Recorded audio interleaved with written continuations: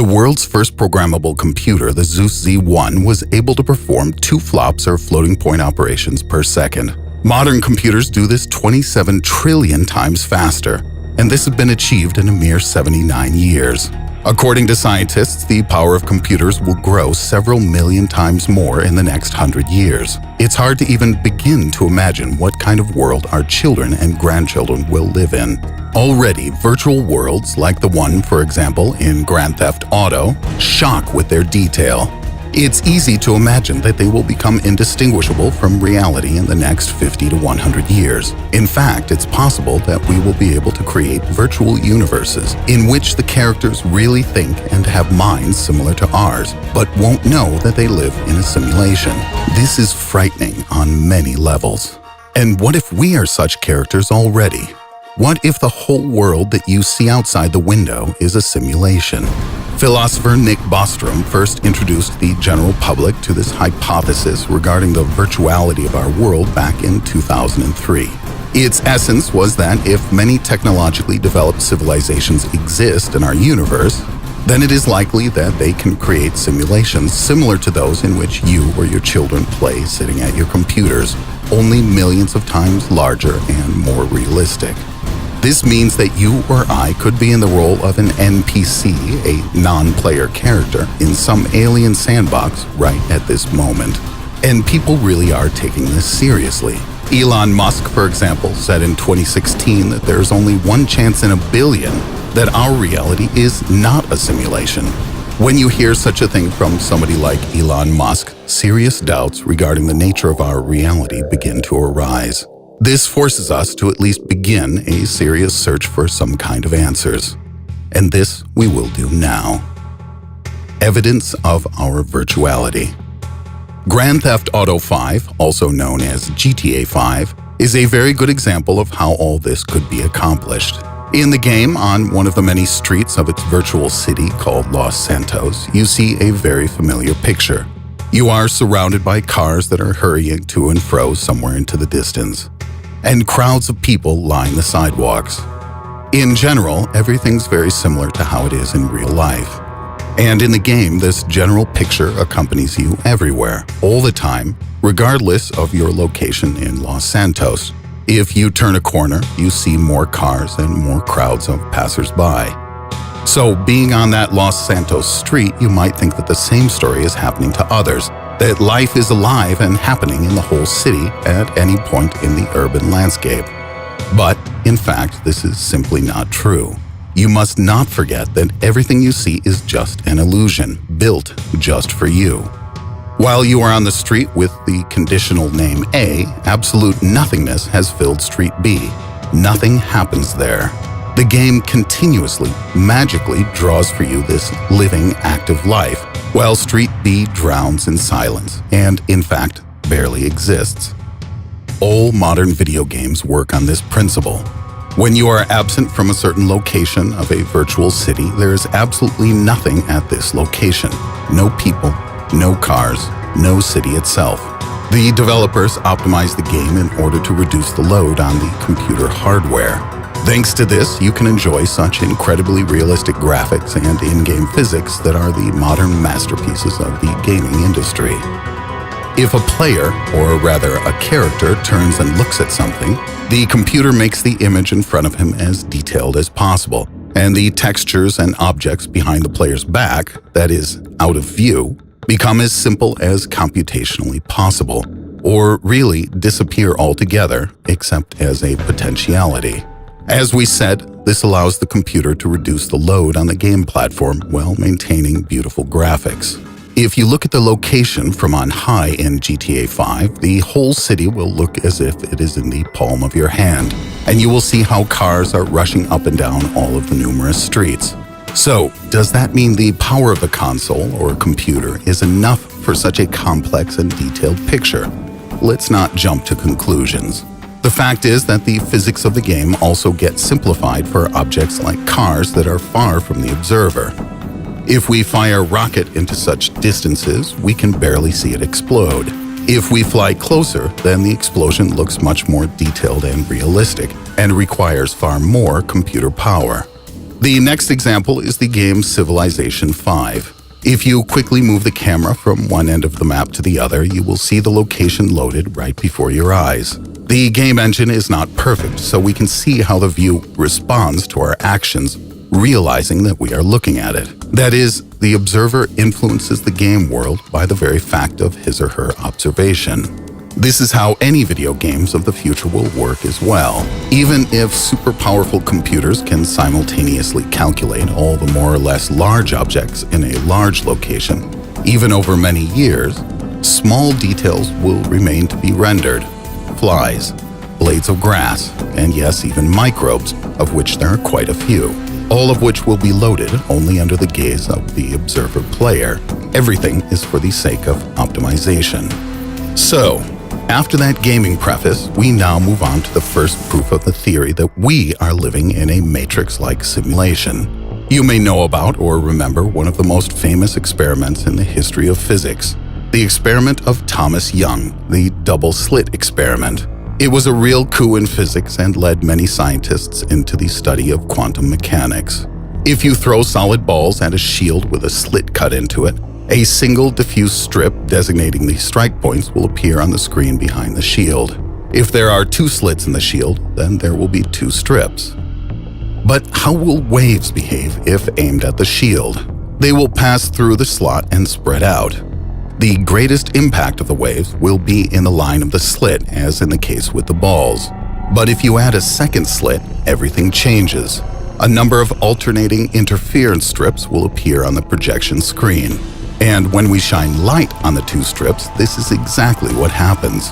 And this is how Mr. Young proved the wave theory of light. If light were corpuscular, like a particle, instead of wave-like, it would behave like the balls, and the screen would show two strips of light corresponding to the two slits.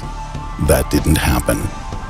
Later, it turned out that electrons and protons behave exactly the same way, showing that they also seem to exist as waves and not as points. There was one assumption that perhaps light and the others were particles and that somehow the particles bumped into each other and flew apart. So, to test this, physicists decided to shoot electrons at the target one by one, single file. And what do you think happened? The strangest thing imaginable. The interference pattern still appeared on the screen. It seemed that the single electrons somehow divided into two waves, passed through both slits, then interfered with themselves. Impossible. So physicists tried to find out through which gap the electron actually passes. They installed measuring instruments to check this. Another seeming impossibility occurred. The electrons stopped behaving like waves and began acting like particles, and left a trace on the screen of two distinct strips with no interference. They had to admit something completely mind-blowing, that the fact of our observation or measurement destroyed the wave function of the photons, causing them to become like points, corpuscular.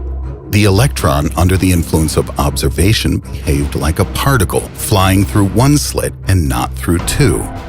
Interpretations. Well, it certainly looks like the work of a game engine, doesn't it?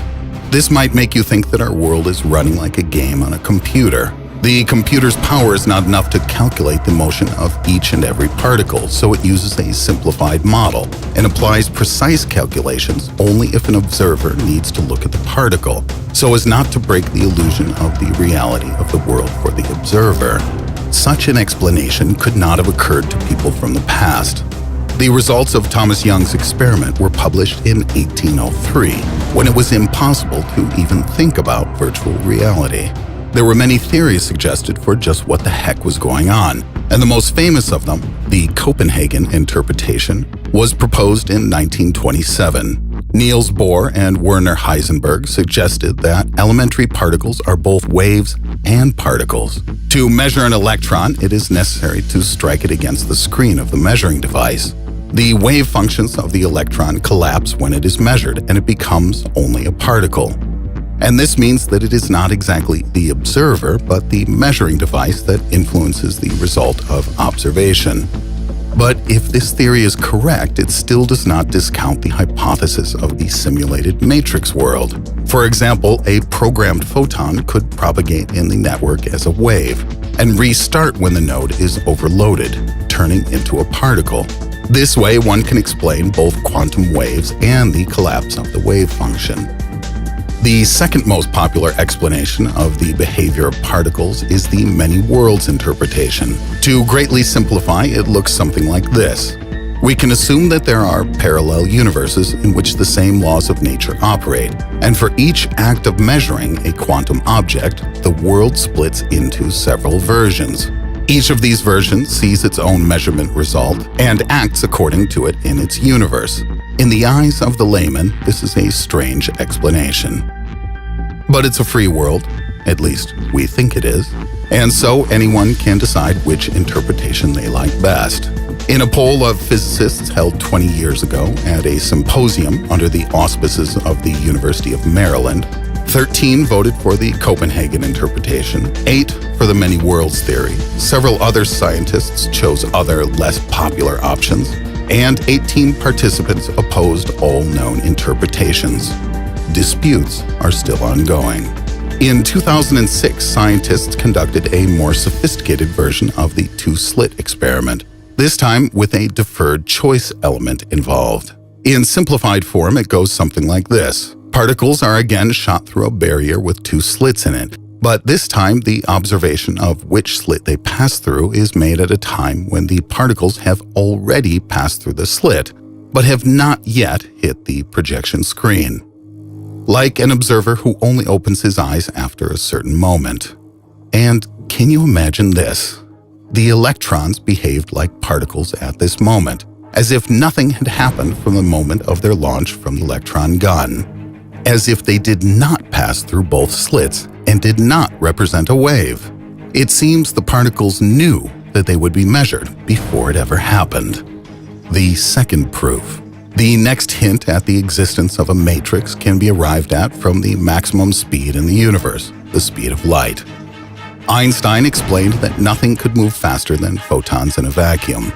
The speed of light is a limit and a constant. Additionally, the faster an object moves, the more time slows for that object. At a speed of 300,000 kilometers per second, time stops altogether.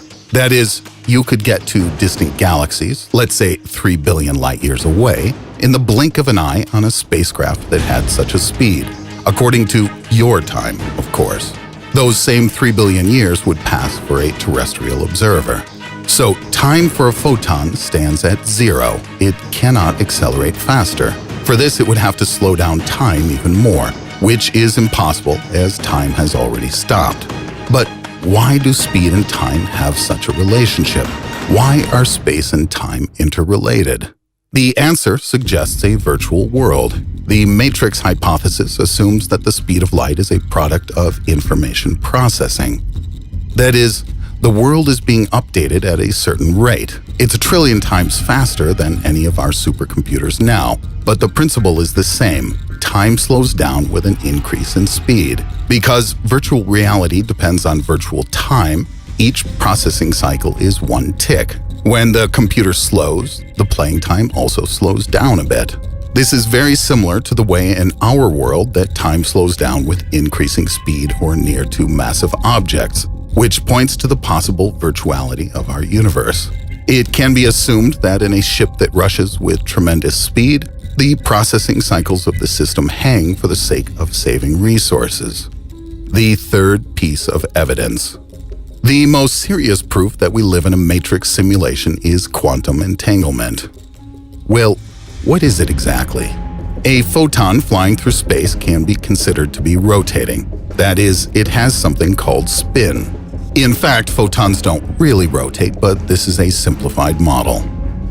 So, physicists believe that, most likely, before a particle is observed, it does not even have a specific spin. That is, no one is looking at the photon yet, so it cannot determine which way to turn, and is considered to be in a superposition of uncertainty. It would seem that it's difficult for nature to calculate the rotation of each and every particle, and so it uses a simplified scheme for this.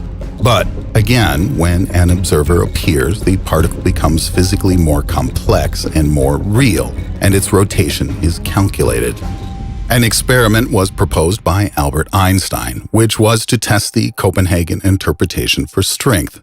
Some very interesting results were obtained from this experiment. The essence of it goes like this. If an atom, for example, cesium, emits two photons in different directions, then because of the law of conservation of momentum, their state will be interconnected. If one of them rotates from the bottom up, then the other will rotate from the top down, always. They will always have spin in opposite directions. This is called quantum entanglement. But remember, the photons do not know which way to spin before they are observed. So in this case, if the fact of observation made one choose one of the options, its tangled partner must then immediately have a spin in the opposite direction. That is, by the very fact of our observation of one photon, we affect the spin of the other photon, even though we did not observe the second photon. And the second photon is required not only to find a spin, but to do so instantly, even if the photons are at a great distance from each other. That means that if the entangled photons were somehow sent even to different ends of the universe, this information about which way it should be spinning should somehow fly or jump across the universe to its partner at several quadrillion times faster than the speed of light, so that it basically instantly gets its spin. This is incredible. It violates the very laws of physics as we know them, because nothing can move faster than photons in a vacuum. However, the second photon still manages somehow to get this information in zero time. But how? How does the partner entangled photon learn with such speed that a colleague was observed, and so know to spin in some particular direction? Einstein was convinced that such an instantaneous connection was impossible, and he assumed that when entangled photons emerge from the atom, they already contain information about the past and know which direction they will rotate if or when they are observed. That is, the observer does not change things but only recognizes the spin of the particle. But 17 years after Einstein's death, it turned out that this singular, unparalleled genius was mistaken in this case. That's right, Einstein was wrong. To prove the presence or absence of information about the direction in which the particle rotates after observation, Irish physicist John Bell set up a very complex and ingenious experiment. The results were astounding.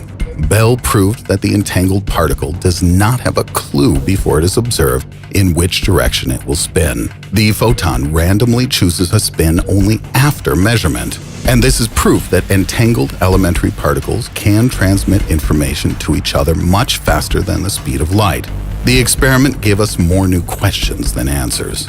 In 2008, a group of researchers from the University of Geneva decided to clarify the speed of information exchange between entangled particles. They were able to separate from each other two entangled photons at a distance of 18 kilometers. They measured one particle and recorded how fast the second reacted to it. The technology they used allowed them to measure a delay time of up to 100,000 times faster than the speed of light. But there wasn't even such a minuscule pause as this. It turned out that, as measured, the photons somehow were able to transmit information at least 100,000 times faster than the speed of light, and maybe even instantly. Perhaps Einstein was right when he said that instant communication in the physical world is impossible. But if we substitute a virtual reality in place of the physical world, the instant connection is easily explained. When two photons become entangled, their programs are combined to jointly see the 2 points. This combination of programs will respond for both pixels, if we can call them that, no matter where they are. At the moment of measuring one particle, its program randomly chooses one of the spins, and the program of the second immediately reacts. It becomes clear why the distance isn't important. The processor does not need to go to the pixel to ask it to spin, even if the so-called screen is large, even as large as a universe. Physicists say that no one really understands quantum mechanics, but if we assume that our world is virtual, everything quickly becomes quite clear. To describe the world of elementary particles and their interaction, scientists use quantum mechanics, And for the macro world, Einstein's general theory of relativity is used. But if these two worlds coexist in nature, then a theory must exist that would allow for both. And this is exactly what the hypothesis of simulation does. It perfectly explains this. The mysteries of the Big Bang, the curvature of space, the tunnel effect, dark energy, and dark matter all can be explained on the basis of the assumption. They say this simulation theory, even if confirmed, wouldn't change anything. But official confirmation could strongly spur new research, and perhaps scientists would be able to find new shortcomings in our world, and they could be used to create new technologies. For example, if quantum effects are caused by the virtuality of the universe, the creation of quantum computers or quantum cryptography can be called the use of the conventions of our world. Are we in a matrix? New, indirect hints that we live in a matrix are discovered every year. At such a rate, in about 30 years, the virtuality theory of our world could become as official in the world of science as the theory of evolution today. Perhaps it won't be too long until they teach in schools that we live in a virtual world. Although it is somewhat demotivating, realizing that you might be just a complicated program with feelings and self-consciousness. Elon Musk believes that, on the contrary, it would be good news. The simulation hypothesis solves the Fermi paradox and shows that intelligent civilizations are able to avoid self-destruction and technologically grow to achieve even the creation of virtual worlds. So, life in the Matrix for Mr. Musk is a pretty decent utopia. He wants this to be true. By the way, recently the famous scientist Neil deGrasse Tyson and some of his colleagues spent several hours debating the topic, is the universe a computer simulation? Be sure to watch it. If you like this topic, I advise you to see the film The 13th Floor and, of course, the Matrix trilogy. And don't forget to put likes and subscribe to the channel. Otherwise, Agent Smith will come knocking on your door very soon.